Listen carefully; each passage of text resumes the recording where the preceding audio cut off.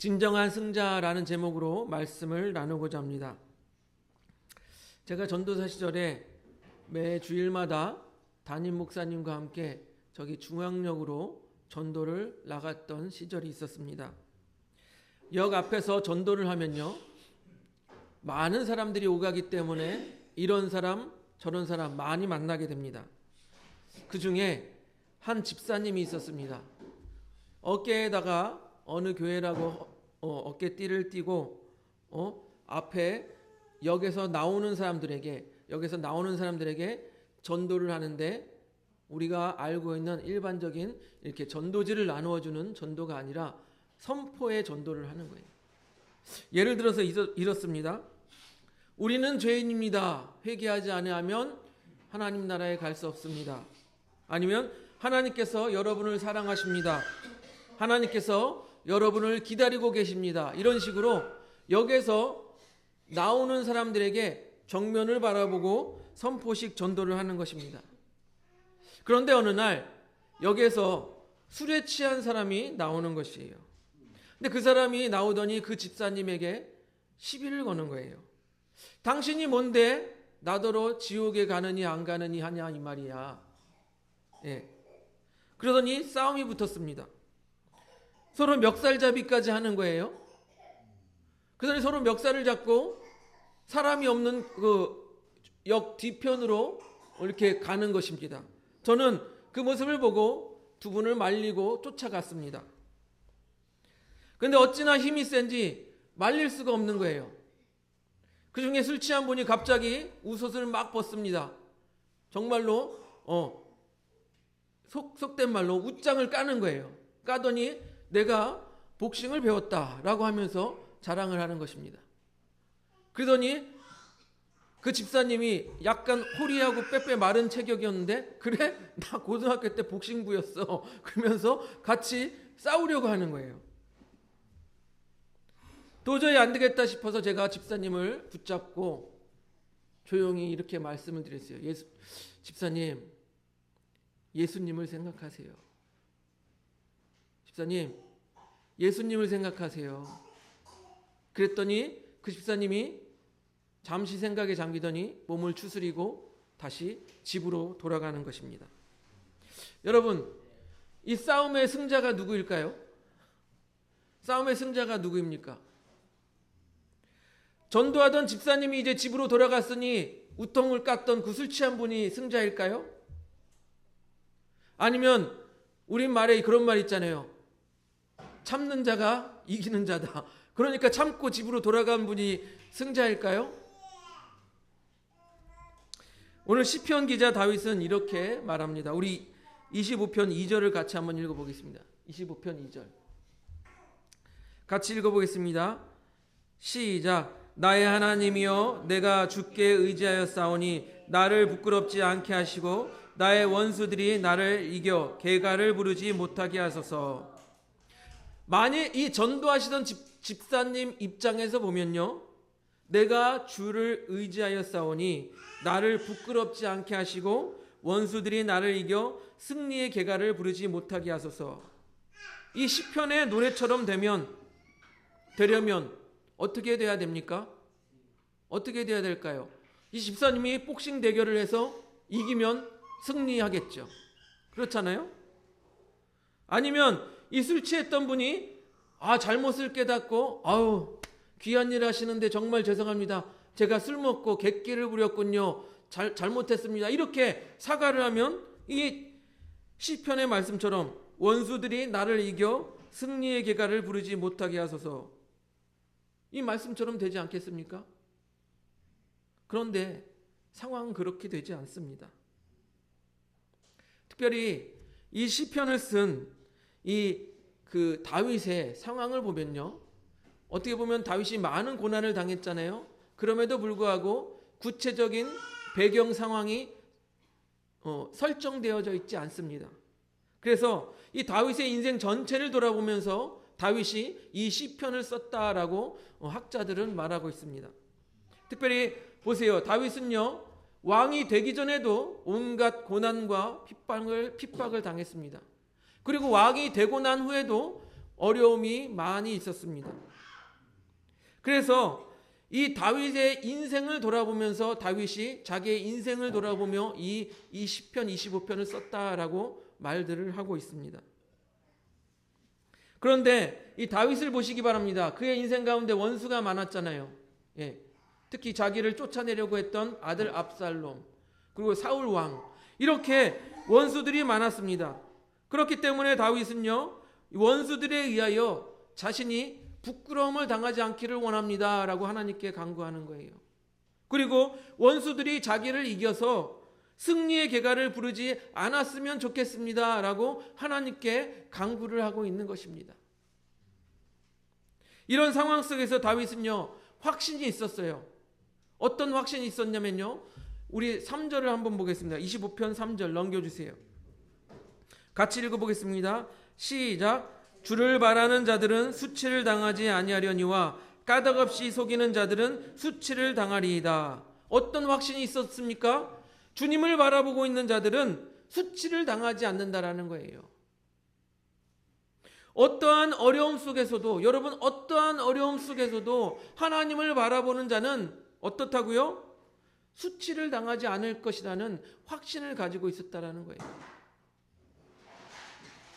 그러나 반대로 악인들은 어떻게 된다고 말합니까? 속이는 자, 여기서 속이는 자는 일시적으로 잠깐 실수해서 잘못을 저지른 자가 아닙니다. 죄를 범한 자가 아니라 아주 계획하고 지속적으로 아주 못되게 그렇게 죄를 도모하고 실행하는 자를 말하는 거예요. 이러한 사람들은요, 하나님을 바라보고 하나님을 의지하는 것보다 자기의 능력을 생각하고 자기가 꾀하는 그 악한 꾀를, 그것을 믿고 그것을 통하여서 어떤 자기가 이득을 취하고 높은 자리에 올라갈 것이라는 그 소망을 가지고 살아가는 사람들이에요.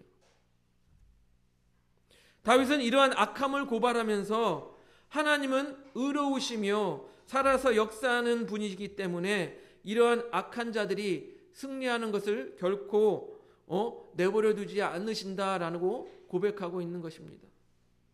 그리고 그들이 어떻게 된다고요? 그 악행 때문에 수치를 당하게 될 것이다 라고 말하는 것입니다. 그런데요, 우리가 사는 이 세상을 한번 보시기 바랍니다. 이 다윗의 고백처럼 그렇게 악한 자들은 그 수치를 당하고 하나님을 바라보고 선하게 사는 사람들은 수치를 면하게 됩니까? 우리가 세상을 보니까 그렇지 않잖아요. 악인들이 더 잘 되는 것 같고 선량한 사람들은 착하게 살아도 잘 안 되는 것처럼 보이는 것이 우리가 사는 이 세상 아니겠습니까? 멀리 제가 다른 예를 들 것도 없이 우리 목사님들 세계를 봐도 그렇습니다. 제가 부러워서 하는 얘기는 아닙니다. 좀 눈치가 빠르고 사람들을 잘 이용하고 이 정치적인 것에 약삭 빠른 이런 분들은 이상하게 좋은 목회지를 가고 큰 교회 가고 높은 자리에 올라갑니다. 그런데 그런 거 생각하지 않고 그냥 자신의 자리에서 묵묵하게 그냥 욕심 없이 목회하는 분들은 이상하게 잘 안 되는 것처럼 그렇게 보인단 말이에요. 또 사람들도 그렇게 바라봐요. 그렇게 정치적이고 얍삽 빠르고 막 사람 잘 이렇게 이용해서 높은 자리에 올라가고 큰 교회 간 사람, 아우 목회 성공하셨네요. 목회 잘하시네요.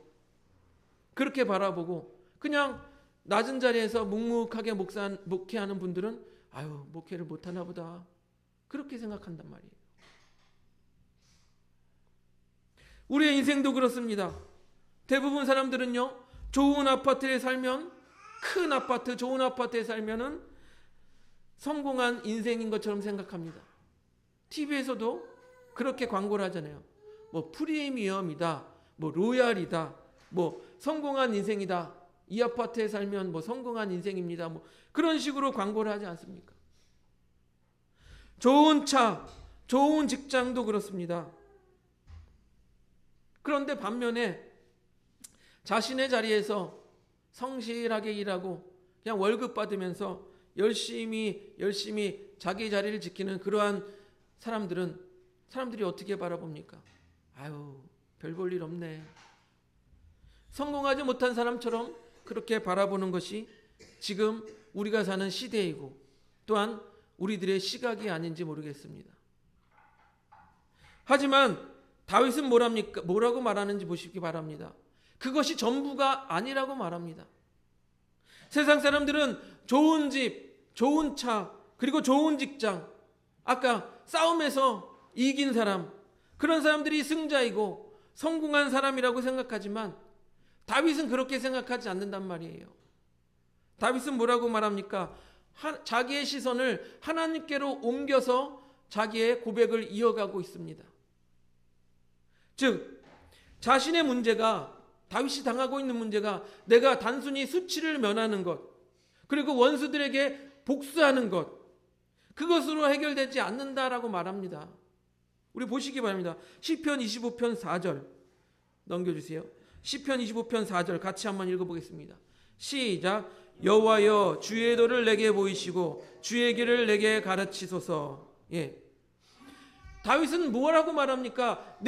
지금 보는 이 문제가 해결되는 것이 정답이 아니고 진정한 문제는 하나님께서 나에게 하나님의 도를 보여주시고 하나님의 길을 보여주셔서 내가 그것을 깨닫게 됐을 때 그때 진정한 문제가 해결된다라고 고백하고 있는 거예요.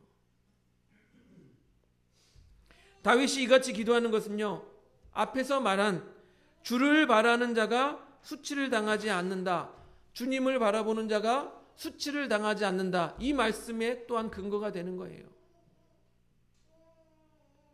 즉 무엇입니까?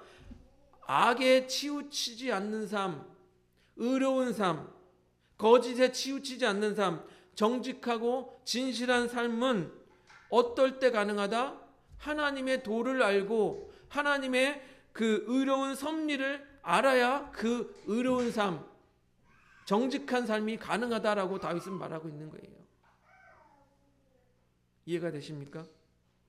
그것은요 5절에서도 이어서 말하고 있습니다. 5절 시편 25편 5절을 보도록 하겠습니다. 넘겨주세요. 같이 한번 읽어보겠습니다. 시작. 주의 진리로 나를 지도하시고 교훈하소서. 주는 내 구원의 하나님이시니 내가 종일 주를 기다리나이다. 4절에서 주의 도, 주의 길을 말했는데 이번에는 주의 진리로 나를 지도하고 교훈하소서라고 강구합니다.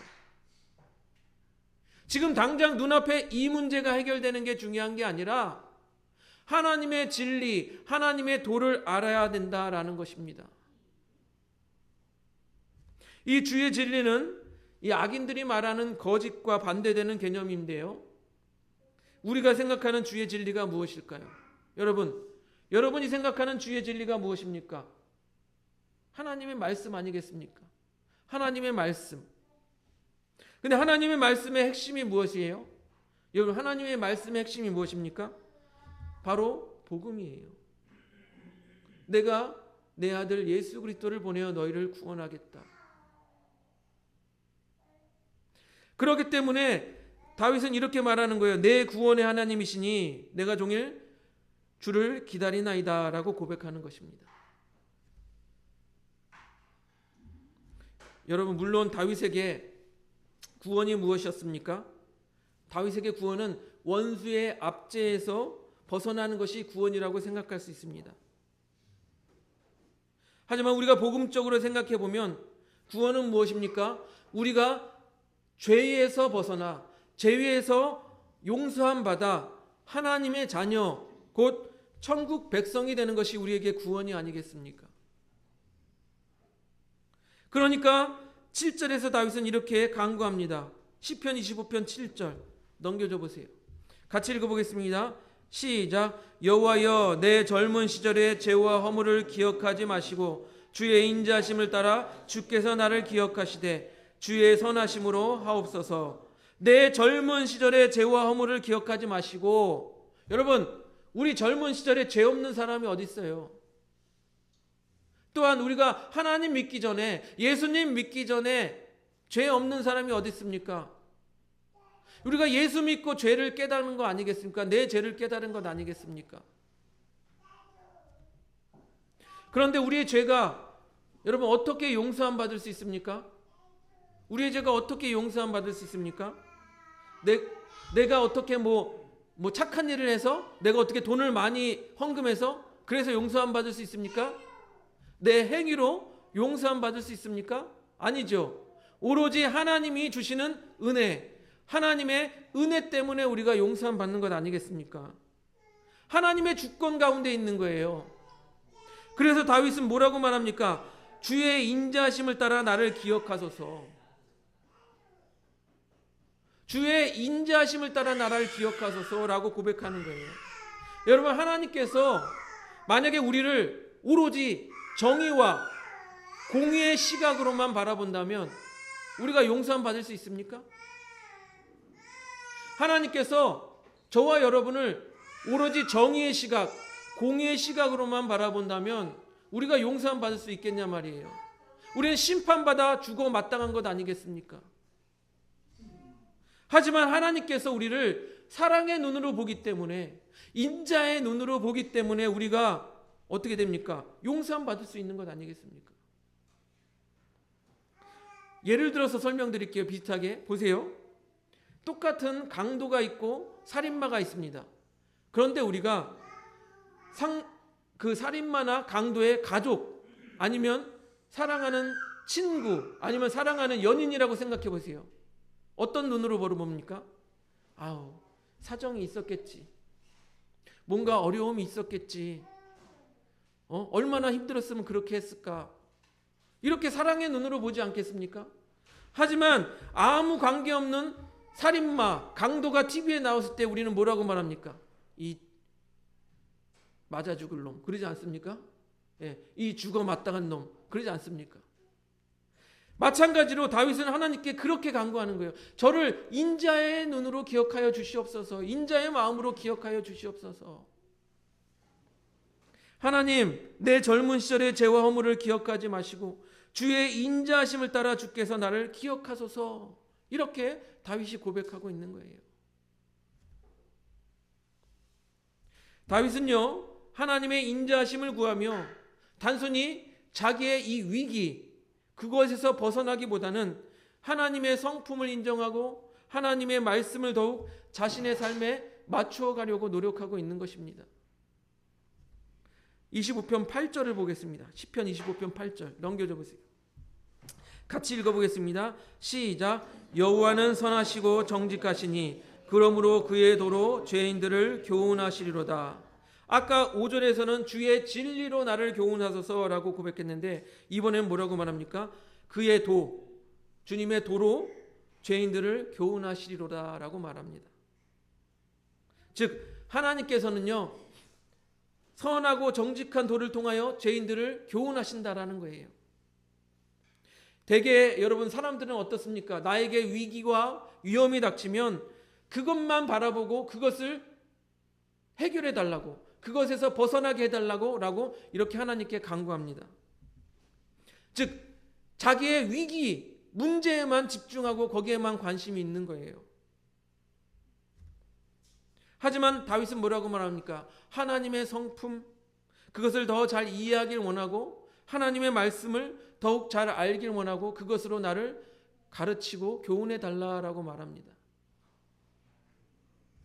즉 다윗이 잘 알고 있는 것은 무엇입니까? 지금 이 문제는, 이 문제가 눈에 보이는 이 문제가 전부가 아니고 그 뒤에 이 문제를 해결하고 극복하기 위해서 근본적인 방법은 무엇이냐? 내가 하나님께 나아가고 하나님의 말씀을 더 깨닫고 하나님의 성품을 더 깨닫고 하나님께로 더욱 가까이 나아가는 것이 이 문제의 해결이다라는 것을 다윗은 알고 있는 거예요.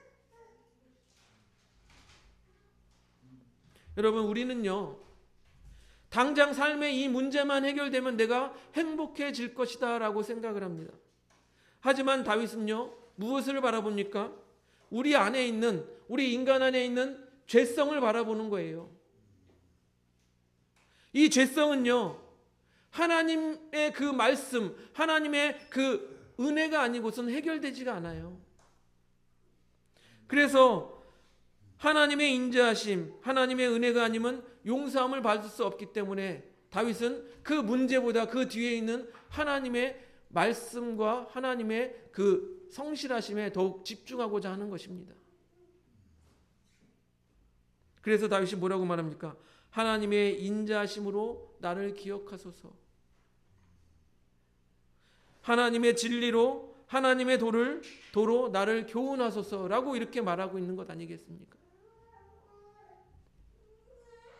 즉 다윗이 말하고 싶은 건요, 하나님의 뜻을 더 잘 알아야 죄에서 멀어지고, 하나님의 뜻을 더 잘 알아야, 말씀을 더 잘 알아야 하나님의 구원에 내가 더 가까이 갈 수 있다라는 것을 알고 고백하는 것이라는 것입니다. 여러분, 다시 서두에 제가 말씀드렸던 그 전도하던 집사님과 술 취한 분의 싸움으로 돌아가 보겠습니다.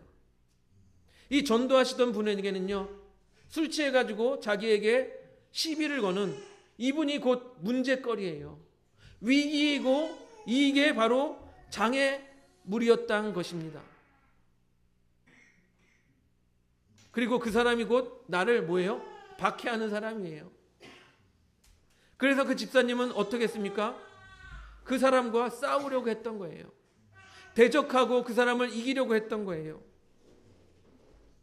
다윗도 당연히 뭐라고 말했습니까?